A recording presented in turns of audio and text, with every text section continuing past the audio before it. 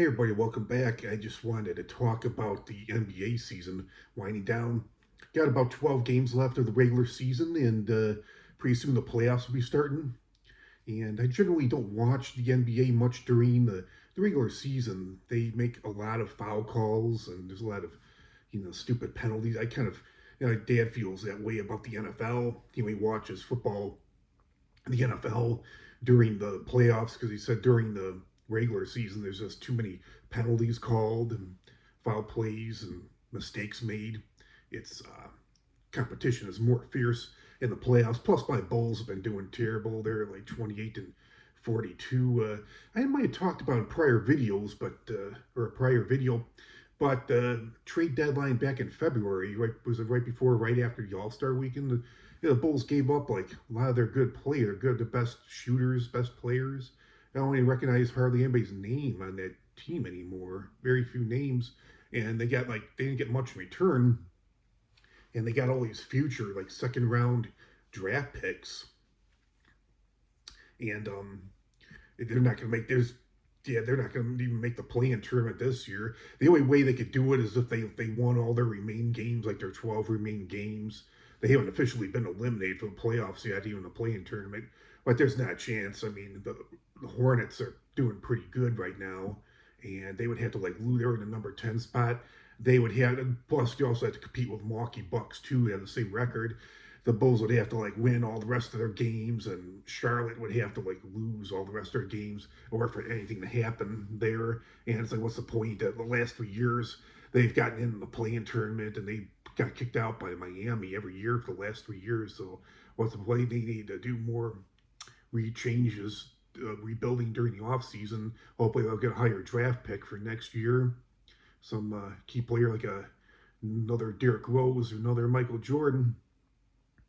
Um, yeah, so there's that with the Bulls, and a lot of teams are. I was really surprised the Boston Celtics. I thought they weren't going to be much.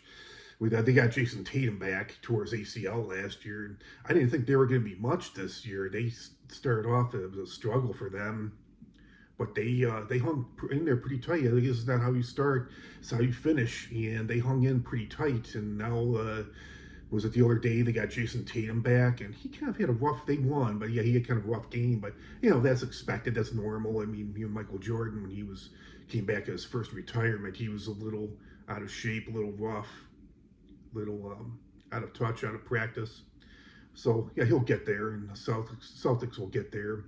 Yeah, it's still not for sure. The Pistons are in first place in the East, but Celtics aren't too far behind. I think they're only 4 games behind. They could still end up winning the conference. And there's a lot of hot teams. Even Atlanta, they lost today, but they had won 11. They're definitely going to be in the playoffs. They had won 11 games in a row, so they're pretty hot. There's a lot of teams in the lower part of the standing. The West Coast, the West Coast too, that are pretty hot. The Lakers are pretty hot right now. The Spurs, the Thunder, of course. The Thunder at the beginning of the season, they were picked to repeat. They're like 52 and 15, something like that. They got off to a pretty big start, like 24 and 1. They kind of mellowed out a little bit, but yeah, they still they're on a 10-game winning streak. And the Spurs, were they on an 11-game winning streak, I think. But I was watching some highlights the other night from Victor Wembanyama, and they're in the playoffs for the first time in 7 years since 2019. But he's 7'4". He's just amazing. It's like without hardly any effort at all. He gets rebound, blocks, he dunks. It's just amazing the way he dominates the game, and he can also shoot like a lot of bigs these days. He can shoot the outside shot. And it's really surprising that the Pacers, I'm really surprised the worst team in the NBA, lost 15 or 16 in a row.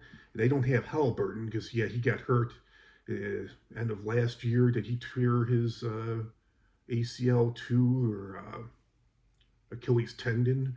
But anyway, yeah, he's out for the whole. He was out for the whole season. They said at the beginning, and yeah, it's just very surprising. They kind of got a hot streak last year. I wasn't expecting them to make the finals, but especially 7 games.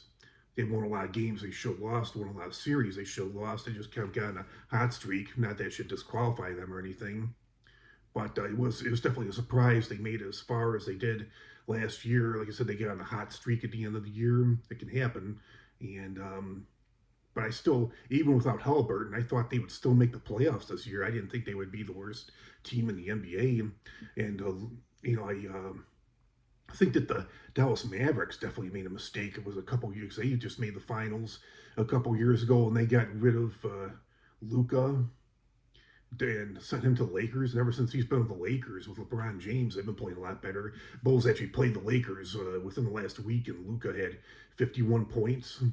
Pretty good. And then there was a lot of talk about that Bam Adebayo. He's now number 2 on the all-time single game scoring record. He broke Kobe Bryant. He had Wilt Chamberlain has 100 points from like 1962, like over. He has like 64 years ago, still stands 100 points. I don't know if they'll ever get broken. Maybe eventually. I guess all records are meant to be broken. We'll see. I have a feeling it will eventually happen, but probably not for a while. Kobe Bryant, back in 2005 or 2006, he had 81. And from Miami Heat, Bam Adebayo was last week scored 83 points, so he's now number 2 on the all-time single-game scoring record. And just behind 17 points behind Wilt Chamberlain.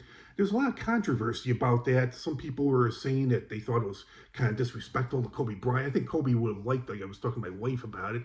It was disrespectful. So I guess the LA fans are kind of pissed off about it because Kobe Bryant's dead. They think that, it was disrespectful to him. I mean, if somebody breaks Wilt Chamberlain's record eventually because he's dead, is that going to be disrespectful to Wilt Chamberlain? I don't think so. I mean, records are made to be broken. Some people thought that he should have stopped, Bam Adebayo should have stopped at 80 points to end up getting 83, so he passed Kobe Bryant by 2 points, but it's like, Michael Jordan, his LeBron James has broken a lot of Michael Jordan's records, except for the championships, of course, 4 championships. Jordan's still got 6. LeBron still only got 4. I wonder if he'll ever win, because the Lakers, I don't know if they're a championship team, but they're pretty good again this year with Luka. They were pretty decent last year.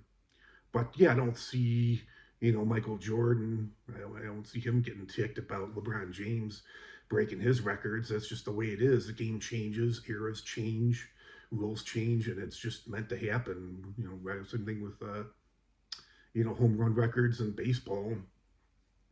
I didn't see anybody ever getting ticked off their home run record, of all time. I think there was some people who were ticked off by Barry Bonds using steroids, or allegedly using steroids and being a new, years ago. That was almost like 20 years ago. Hard to believe it. He was like number 1. He broke, Hank Aaron. He broke Babe Ruth's record, all-time home runs, and then Barry Bonds passed Hank Aaron. And I think a lot of people were kind of ticked about that because of the whole steroid allegation. But other than that, I don't see any other problems with it.